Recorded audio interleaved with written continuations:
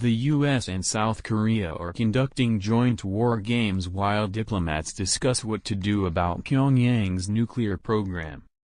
Thus far, Donald Trump's behavior has made Washington's North Korea policy hard to decipher. It's not a bug, it's a feature. That is a slogan the Trump administration could use to describe its seemingly contradictory approach to dealing with North Korea's rapidly advancing nuclear weapons program. It is an approach which has culminated in the president threatening to totally destroy the country and publicly rebuking his Secretary of State on Twitter for seeking a diplomatic solution as a result of this stance. If the Trump administration's goal was to sow confusion, even among North Korea scholars, about its policy towards the country, it has succeeded. I think it points to division within the Trump administration rather than a well-planned good cop/bad cop strategy, said Gi-wook Shin, the director of the Korea program and the Asia-Pacific Research Center at Stanford University, via email. At the same time, one could argue that these contradictory messages fit well with the Trump administration's somewhat paradoxical North Korea policy. Maximum pressure, maximum engagement. I cannot quite explain the acceleration of military threats in the past weeks, whether they are part of a conscious strategy or whether they reflect the president's reaction to specific North Korean nuclear development steps, said Michael Mazarr, a Korea expert at the Rand Corporation. Discrepancy with Trump's stance. It is widely thought that the top White House national security officials, Pentagon Chief James Mattis, Secretary of State Rex Tillerson and National Security Advisor H.R.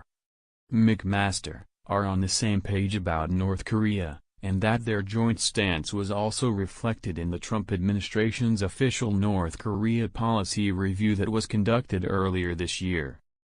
That review, according to U.S. officials, recommended increased sanctions against Pyongyang and more pressure on China to use its leverage over the North Korean regime, but did not advocate military options.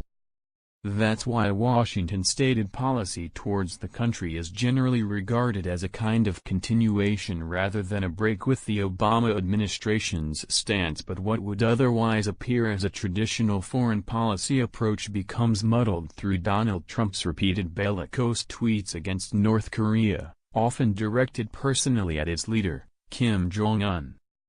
Tweets can have consequences. And that's a problem, said Stanford Korea scholar Shin, because Trump's Twitter attacks against North Korea are not conducive, but counterproductive to help solve the nuclear standoff with the regime. Publicly and personally attacking a nation's leader will achieve nothing, especially in a country like North Korea, where the Kim family is as revered as God. While Trump's tweets may have succeeded in aggravating North Korea's leader, they also left the regime's officials scrambling how to interpret them. One thing we have seen is that North Korean officials, in discussions with Western academics, seem confused, said Michael Mazarr. They don't know what to make of the U.S. president. I have not seen any sign that they are so worried that they will surrender their nuclear arsenal, but they are probably more uncertain about the intentions of a U.S. president than at any time since 1953. And that, note the experts, is not a good thing.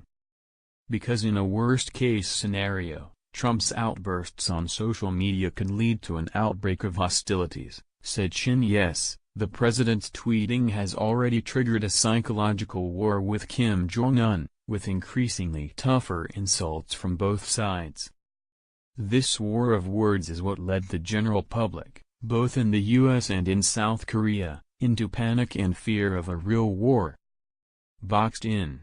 Trump's numerous outbursts on the issue, among them threatening the country with fire and fury and saying military solutions are now fully in place, locked and loaded should North Korea act unwisely, do not just pose a problem for Pyongyang, but also for Washington, because they have a tendency to box the White House, and over time what they do achieve is to place U.S. credibility on the line, because the President of the United States has made promises and threats that must be fulfilled if U.S. credibility is to be sustained, said Mazarr. In that sense, The trend of opinion expressed in multiple tweets could become the basis for hostilities.